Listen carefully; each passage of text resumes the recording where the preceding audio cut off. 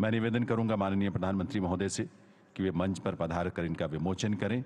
श्री अर्जुन राम मेघवाल जी और श्रीमती मीनाक्षी लेखी जी, भारत सरकार में माननीय मंत्रीगण, वे भी माननीय प्रधानमंत्री महोदय के साथ मंच पर पधारेंगे।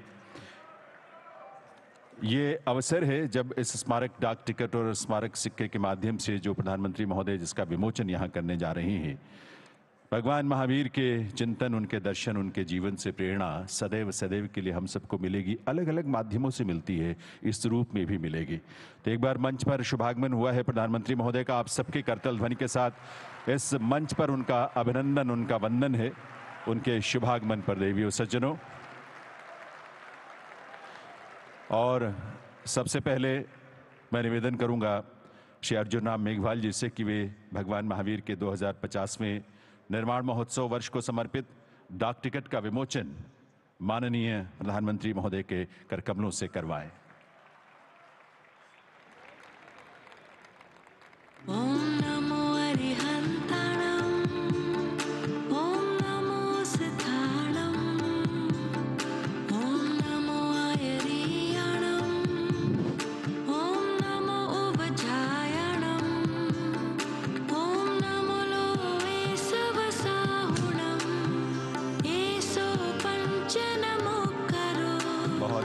आभार प्रधानमंत्री महोदय का। मैं अब निवेदन करूंगा श्रीमती मीनाक्षी लेखी जी से कि वे स्मारक सिक्के का विमोचन इस अवसर पर माननीय प्रधानमंत्री महोदय के करकमलों से करवाएं। ये स्मारक सिक्का भी जो कि भारत सरकार की तरफ से जारी किया जा रहा है प्रधानमंत्री महोदय के करकमलों से, ये सिक्का भी समर्पित है भगवान महावीर के जीवन और उनके दर्शन को।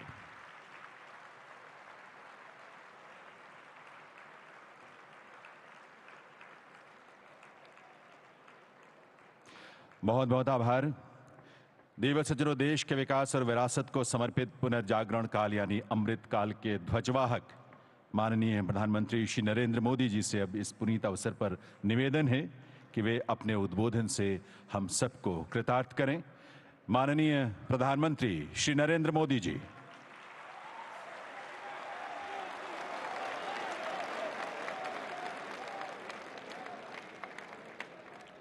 जय जिनेंद्र,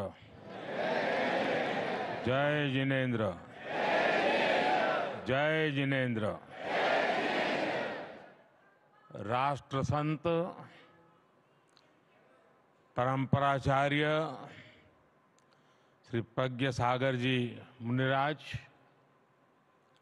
उपाध्याय पूज्य श्री रविंद्र मुनि जी महाराज साहिब, साध्वी श्री पूज्य सुलक्षणा श्री जी महाराज साहिब, स्वाधी श्री अणिमा श्री जी महाराज साहिब, सरकार में मेरे सहयोगी अर्जुन राम मेघवाल जी,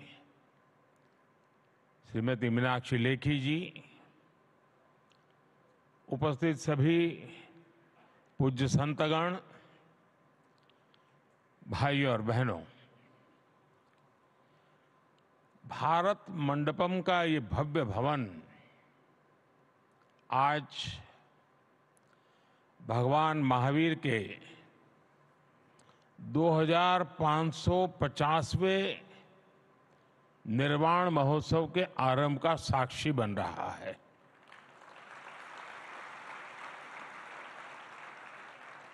अभी हमने भगवान महावीर के जीवन पर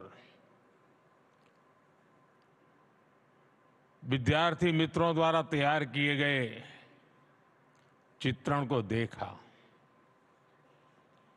युवा साथियों ने वर्तमान में वर्धमान सांस्कृतिक कार्यक्रम की प्रस्तुति भी की।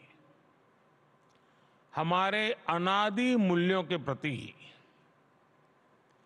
भगवान महावीर के प्रति युवा पीढ़ी का ये आकर्षण और समर्पण ये विश्वास पैदा करता है कि देश सही दिशा में जा रहा है।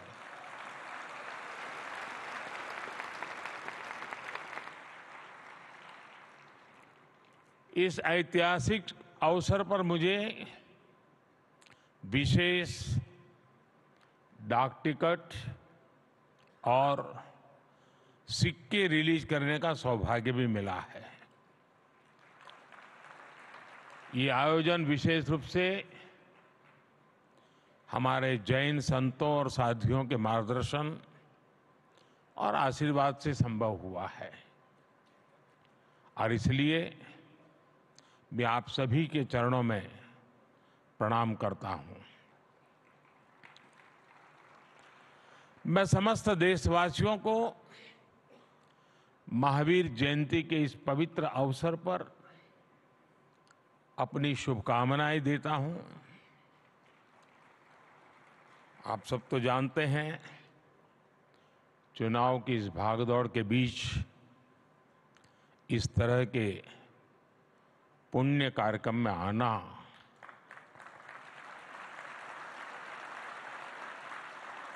मन को बहुत ही शाता देने वाला है।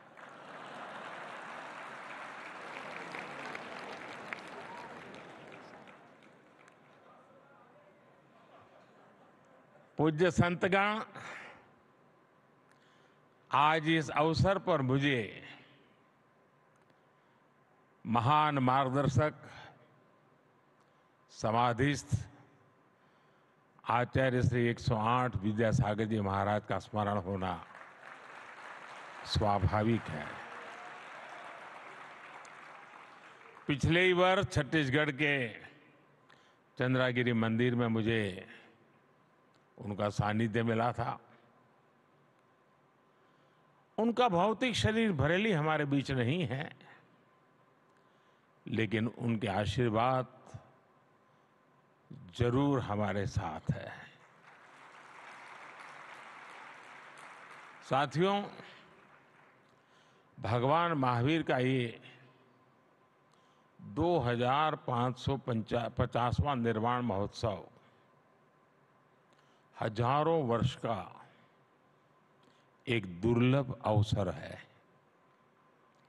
ऐसे अवसर स्वाभाविक रूप से कई विशेष संयोगों को भी जोड़ते हैं।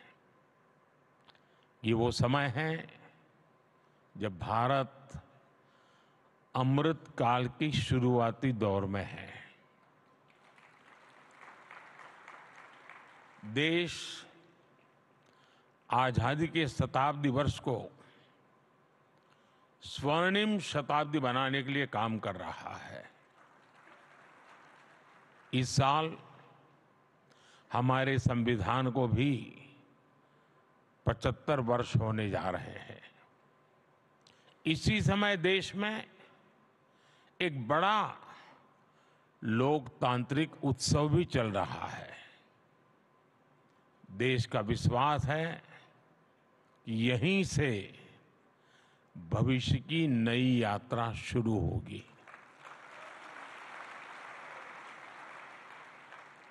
इन सारे संयोगों के बीच आज हम यहां एक साथ उपस्थित है और आप समझ गए होंगे मैं एक साथ उपस्थित होने का मतलब क्या होता है।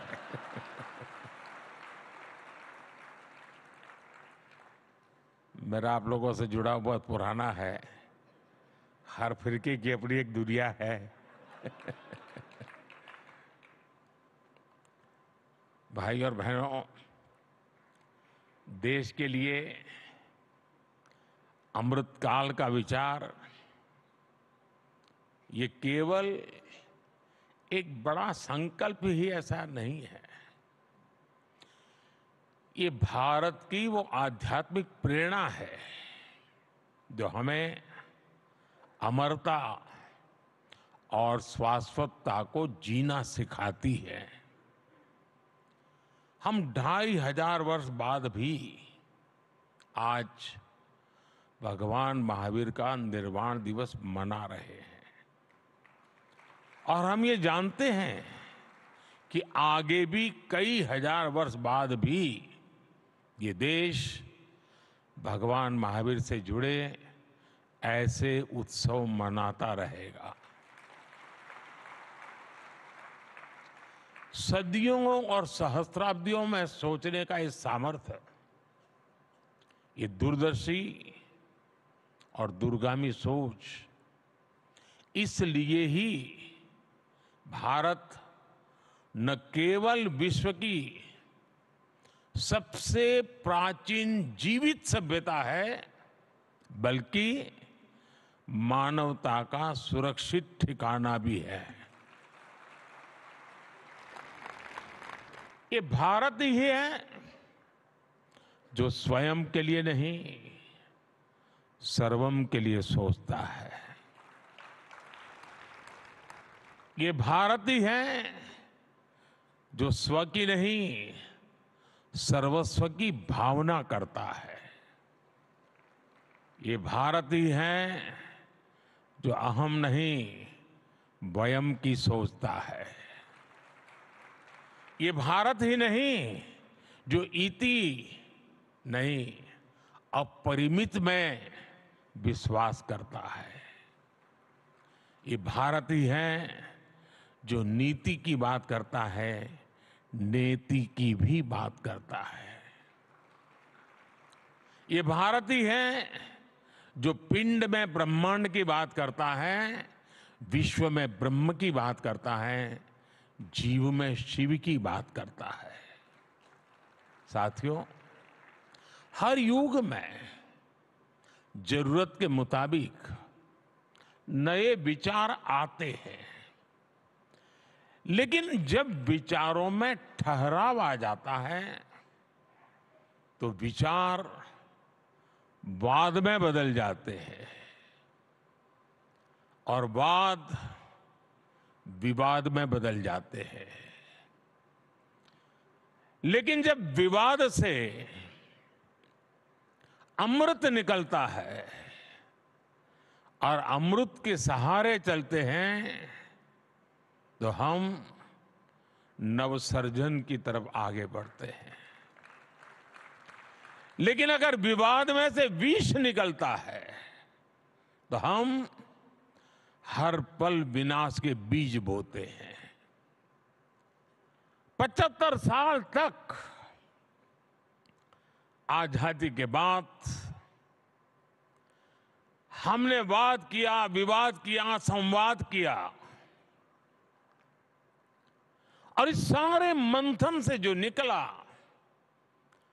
अब 75 साल हो गए। अब हम सबका दायित्व है कि हम उससे निकले हुए अमृत को लेकर के चलें, विष से हम मुक्ति ले लें और इस अमृत काल को जी करके देखें। वैश्विक संघर्षों के बीच देश युद्धरत हो रहे हैं। ऐसे में हमारे तीर्थंकरों की शिक्षाएं और भी महत्वपूर्ण हो गई है। उन्होंने मानवता को वाद विवाद से बचाने के लिए अनेकांतवाद और शातवाद जैसे दर्शन दिए हैं। अनेकांतवाद यानी एक विषय के अनेक पहलुओं को समझना, दूसरों के दृष्टिकोण को भी देखने और स्वीकारने की उदारता वाला। आस्था की ऐसी मुक्त व्याख्या, यही तो भारत की विशेषता है और यही भारत का मानवता को संदेश है। साथियों, आज संघर्षों में फंसी दुनिया भारत से शांति की अपेक्षा कर रही है। नए भारत के इस नई भूमिका का श्रेय हमारे बढ़ते सामर्थ्य और विदेश नीति को दिया जा रहा है। लेकिन मैं आपको बताना चाहता हूं, इसमें हमारी सांस्कृतिक छवि का बहुत बड़ा योगदान है। आज भारत इस भूमिका में आया है क्योंकि आज हम सत्य और अहिंसा जैसे व्रतों को वैश्विक मंचों पर पूरे आत्मविश्वास से रखते हैं। हम दुनिया को ये बताते हैं कि वैश्विक संकटों और संघर्षों का समाधान भारत की प्राचीन संस्कृति में है, भारत की प्राचीन परंपरा में है। इसलिए आज विरोधों में भी बटे विश्व के लिए भारत विश्व बंधु के रूप में अपनी जगह बना रहा है। क्लाइमेट चेंज ऐसे संकटों के समाधान के लिए आज भारत ने मिशन लाइफ जैसे ग्लोबल मूवमेंट की नींव रखी है। आज भारत ने विश्व को one earth, one family, one future का विजन दिया है। क्लीन एनर्जी और सस्टेनेबल डेवलपमेंट के लिए हमने वन वर्ल्ड, वन सन, वन ग्रिड का रोड मैप दिया है। आज हम इंटरनेशनल सोलर अलायंस जैसे फ्यूचरिस्टिक ग्लोबल इनिशिएटिव का नेतृत्व कर रहे हैं। हमारे इन प्रयासों से दुनिया में एक उम्मीद ही नहीं जगी है, बल्कि भारत की प्राचीन संस्कृति को लेकर विश्व का नजरिया भी बदला है। साथियों, जैन धर्म का अर्थ ही है जीन का मार्ग, यानी जीतने वाले का मार्ग। हम कभी दूसरे देशों को जीतने के लिए आक्रमण करने नहीं आए। हमने स्वयं में सुधार करके अपनी कमियों पर विजय पाई है। इसलिए मुश्किल से मुश्किल दौर आए, लेकिन हर दौर में कोई न कोई ऋषि, मनीषी हमारे मार्गदर्शन के लिए प्रकट हुआ। बड़ी बड़ी सभ्यताएं नष्ट हो गई, लेकिन भारत ने अपना रास्ता खोज ही लिया। भाइयों और बहनों, आप सबको याद होगा, केवल 10 साल पहले ही हमारे देश में कैसा माहौल था। चारों तरफ निराशा, हताशा। ये मान लिया गया था कि इस देश का कुछ नहीं हो सकता। भारत में ये निराशा भारतीय संस्कृति के लिए भी उतनी ही परेशान करने वाली बात थी। इसलिए 2014 के बाद हमने भौतिक विकास के साथ ही विरासत पर गर्व का संकल्प भी लिया। आज हम भगवान महावीर का 2550वां निर्वाण महोत्सव मना रहे हैं। इन 10 वर्षों में हमने ऐसे कितने ही बड़े अवसरों को सेलिब्रेट किया है। हमारे जैन आचार्यों ने मुझे जब भी आमंत्रण दिया, मेरा प्रयास रहा है कि उन कार्यक्रमों में भी जरूर शामिल रहूं। संसद के नए भवन में प्रवेश से पहले मैं मिच्छामि दुक्कडम कहकर अपने इन मूल्यों को याद करता हूं। इसी तरह हमने अपनी धरोहरों को संवारना शुरू किया। हमने योग और आयुर्वेद की बात की। आज देश की नई पीढ़ी को यह विश्वास हो गया है कि हमारी पहचान हमारा स्वाभिमान है।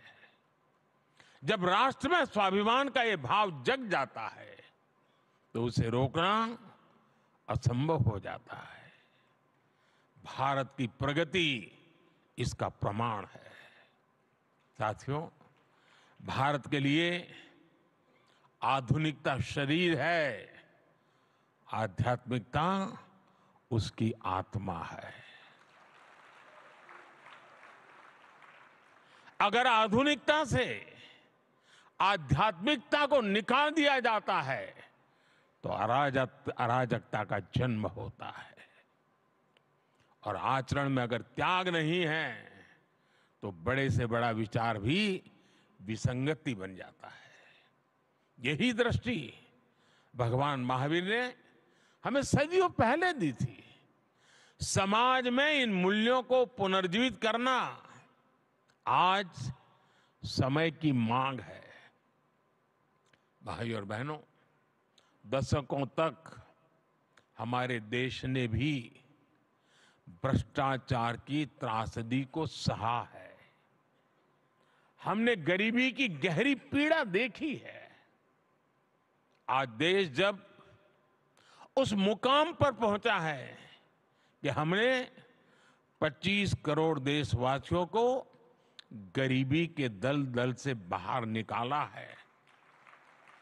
आपको याद होगा, मैंने लाल किले से कहा था और अभी पूज्य महाराज जी ने भी कहा, यही समय है, सही समय है।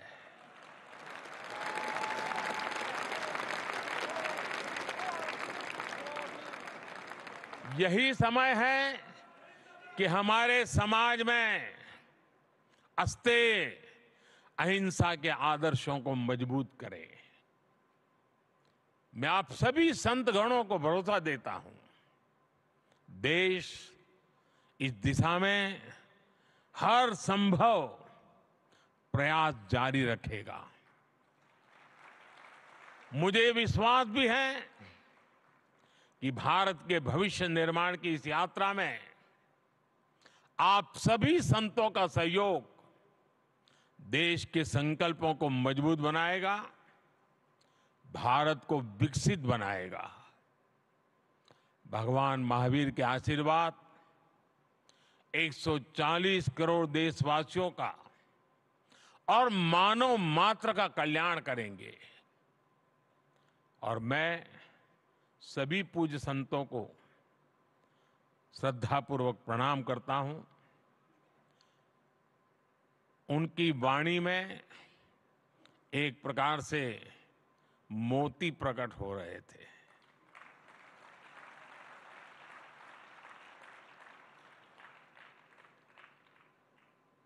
चाहे नारी सशक्तिकरण की बात हो, चाहे विकास यात्रा की बात हो, चाहे महान परंपरा की बात हो, सभी पूज्य संतों ने मूलभूत आदर्शों को रखते हुए वर्तमान व्यवस्थाओं में क्या हो रहा है, क्या होना चाहिए, बहुत ही कम समय में बहुत ही अद्भुत तरीके से प्रस्तुत किया। मैं इसके लिए उनका हृदय से बहुत बहुत आभार व्यक्त करता हूं और मैं उनके एक एक शब्द को आशीर्वाद मानता हूं।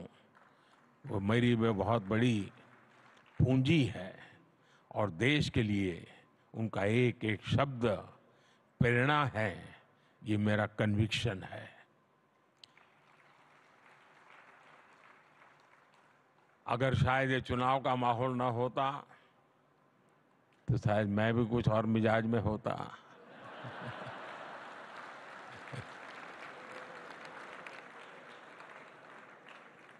लेकिन मैंने भरपूर कोशिश की है कि उन चीजों को बाहर रख करके आऊं।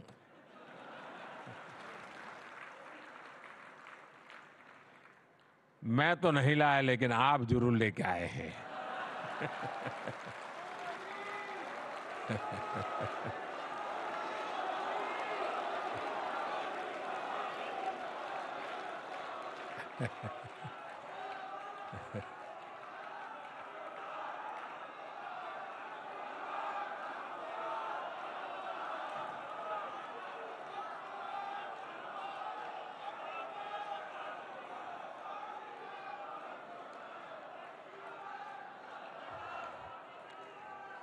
लेकिन इन सब के लिए गर्मी कितनी ही क्यों ना हो, जब घर में से निकलने की नौबत आए तभी इंतजार मत करना कि गर्मी कम होगी तब शाम को जाऊंगा।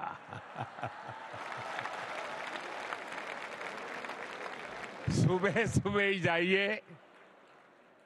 और कमल का तो हमारे सभी संतों, महंतों, भगवंतों के साथ सीधा सीधा जुड़ाव है।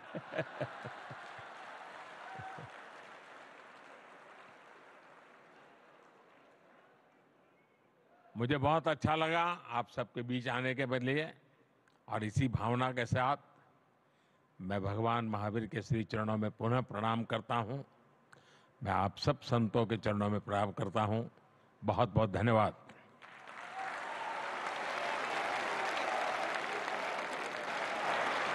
बहुत बहुत आभार माननीय प्रधानमंत्री श्री नरेंद्र मोदी जी का। देवियों सज्जनों,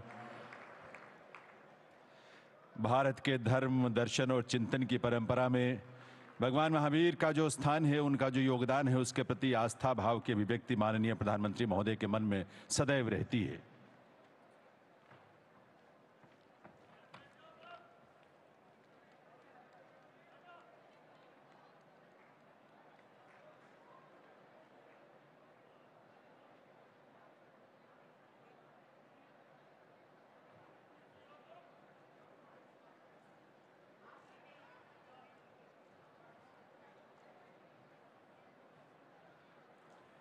अभी आप सभी अपने स्थान पर ही रुकेंगे, कोई आवाजाही ना करें, सभी अभी अपने स्थान पर रुकें, सिर्फ 2